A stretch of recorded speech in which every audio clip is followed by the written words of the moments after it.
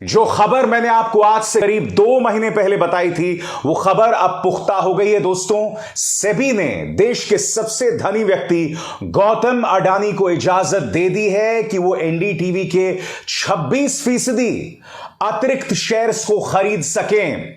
इसका अर्थ क्या हुआ? सरल शब्दों में कहा जाए तो अब एनडीटीवी की 55% हिस्से पर गौतम अडानी का कब्जा हो जाएगा। भूलिएगा मत दोस्तों, मैंने ही सबसे पहले आज से 2 महीने पहले आपको यह खबर बताई थी और आगे जाकर मैं बताना चाहूंगा कि यह मुद्दा दरअसल था क्या। मगर मैं आपको बतलाना चाहूंगा कि रवीश ने इस मुद्दे पर अपनी प्रतिक्रिया भी दे दी है। रवीश इस वक्त न्यूयॉर्क पर है। आप में से कई लोग जानते होंगे कि रवीश पर डायरेक्टर विनय शुक्ला ने एक फिल्म बनाई है जिसमें खुद रवीश हैं और इस फिल्म की स्क्रीनिंग न्यूयॉर्क में हो रही है। रवीश इसलिए न्यूयॉर्क भी गए हैं और जैसे ये खबर आती है जिससे एनडीटीवी पर गौतम अडानी के कब्जे की खबर जो है पुख्ता होती नजर आ रही है, रवीश ने अपनी प्रतिक्रिया दी है। आपके स्क्रीन पर रवीश की प्रतिक्रिया। भारत से खबर है कि सेबी ने अडानी को एनडीटीवी का शेयर खरीदने की अनुमति दे दी है। आज ही न्यूयॉर्क के आईएफसी सेंटर में विनय शुक्ला की फिल्म व्हाइल वी वॉच्ड का प्रीमियर है।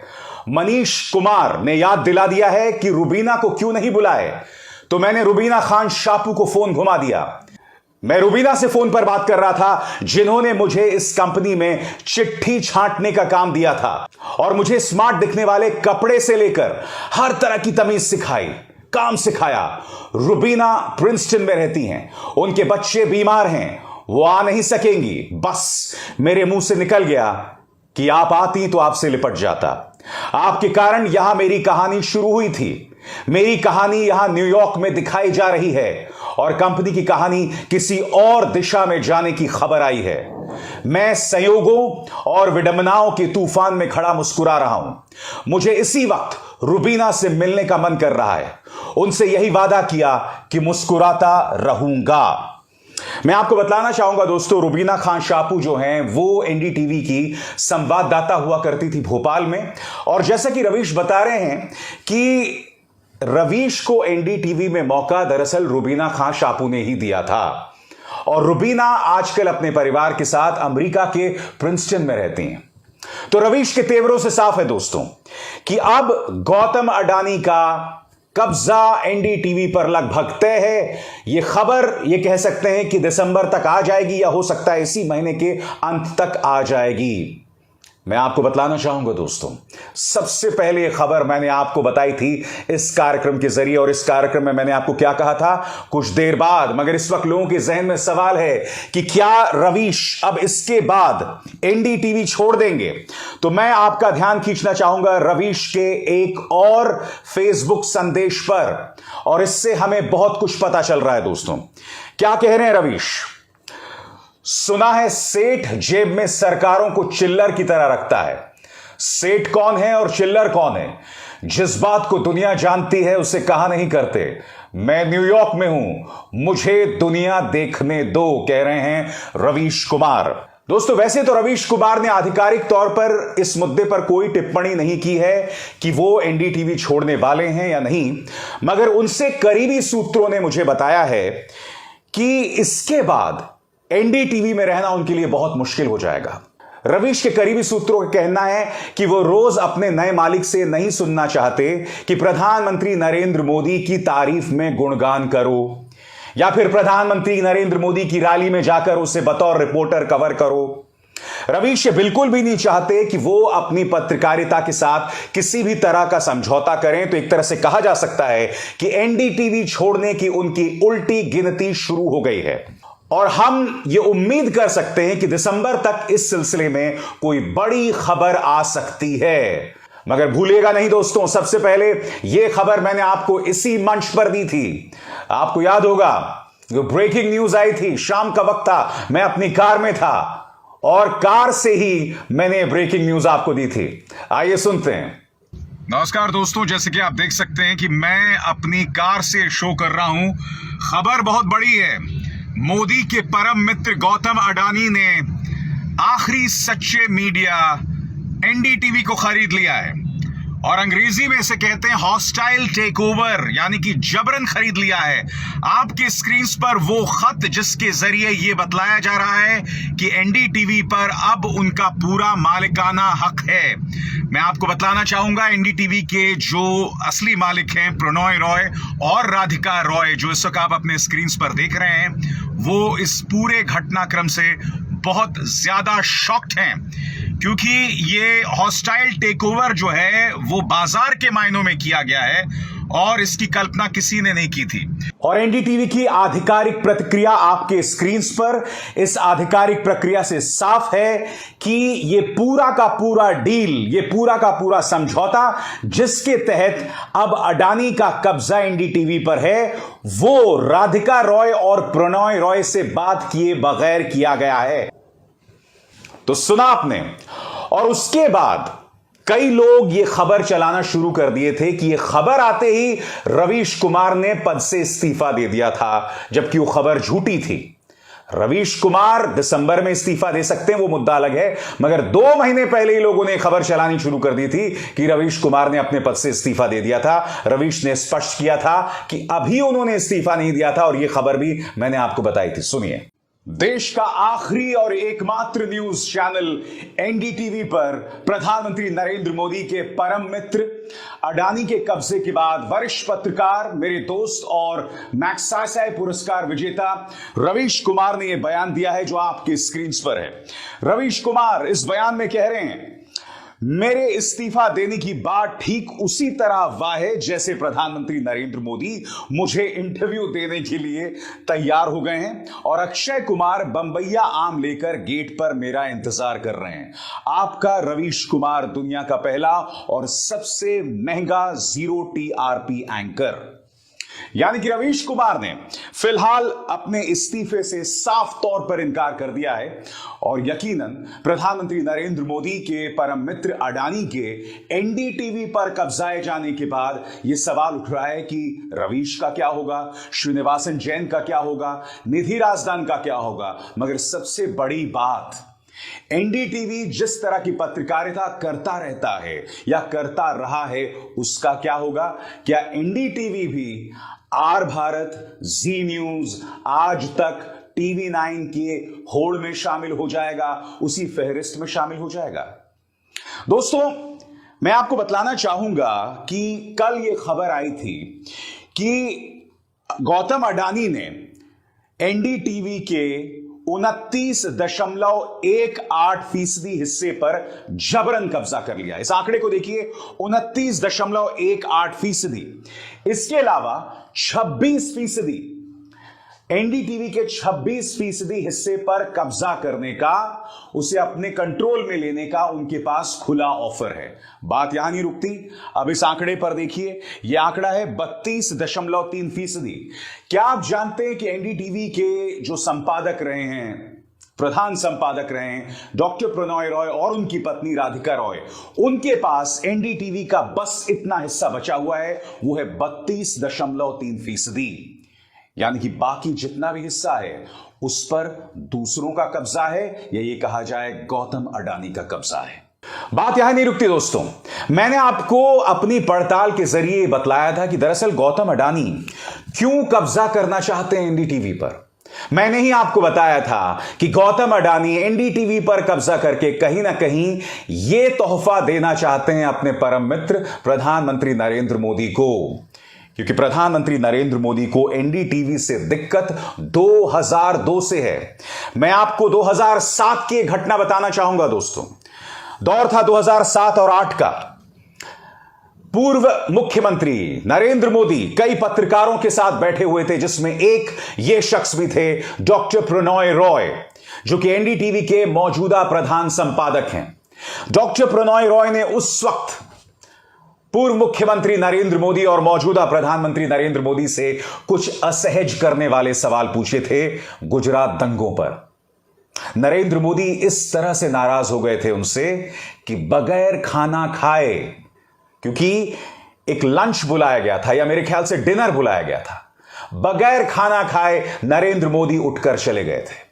तो एक तरफ तो प्रधानमंत्री नरेंद्र मोदी एनडीटीवी से 2002 के लिए नाराज थे, जिस तरह से एनडीटीवी ने गुजरात दंगों की कवरेज की थी। और दूसरी बात, जब नरेंद्र मोदी कई पत्रकारों से मिलते हैं एक लंच या डिनर पर, और उस लंच या डिनर पर डॉक्टर प्रणॉय रॉय उनसे तीखे सवाल करते हैं, पूर्व मुख्यमंत्री इस कदर उनसे नाराज हो जाते हैं कि बगैर खाना खाए वो छोड़ देते हैं। आइए, मैंने आपको बतलाया था कि आखिर गौतम अडानी क्या तोहफा देना चाहते हैं प्रधानमंत्री को। सुनिए, आपको क्या लगता है गौतम अडानी हर कीमत पर एनडीटीवी पर कब्जा क्यों करना चाहते हैं? उसका एक सरल जवाब है, और एक पंक्ति में जवाब है कि गौतम अडानी प्रधानमंत्री नरेंद्र मोदी को एक तोहफा देना चाहते हैं। न्यूज लॉन्ड्री के इस आर्टिकल से मैं पूरी तरह से इत्तेफाक रखता हूं दोस्तों। उल्टा मैं एक कदम आगे जाके कहना चाहूंगा कि गौतम अडानी पर पिछले 8 सालों में जो तमाम इज्जत नवाजी गई है, जिसके चलते वो दुनिया के चौथे सबसे धनी आदमी बन गए थे, गौतम अडानी उसका एहसान चुकाना चाहते हैं।